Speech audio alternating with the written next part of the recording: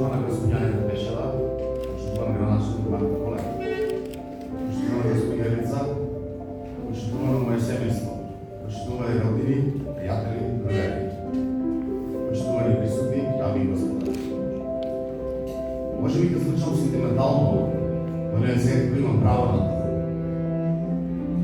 Имено, казвам да почна 70 некоја. Се запознаваа двајца млади. Се љубуваа и набрзо се пренесуваа брак. 77-ма се раѓа првиот син. 83-та вториот. Од првиот миг почна нивната мисија. Воспитуваат, советуваат, учат. Едниот те кара, другиот те гали.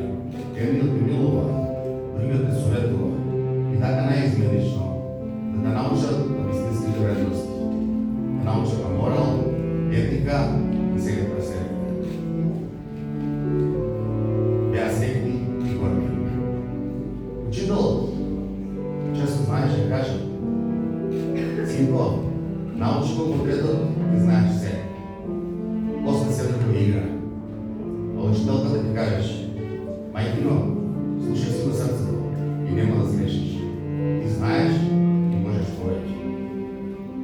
Тие зборови се толку силни и моќни. Нивно тојко одзрунува секој ден. Тие зборови повторно и повторно учат, учуваат, воспитуваат, предупредуваат, но и мотивираат. Беа среќни и горди. Беа патриархални, но и супремни. Беа племенити. Беа алтруисти. Покажаа и докажаа и дадоа многу љубов. Во име на таа љубов, оваа изложба ми посветува нив, на луѓето што ме стварија и ми дадоа се. И верувам дека високо горе слушаат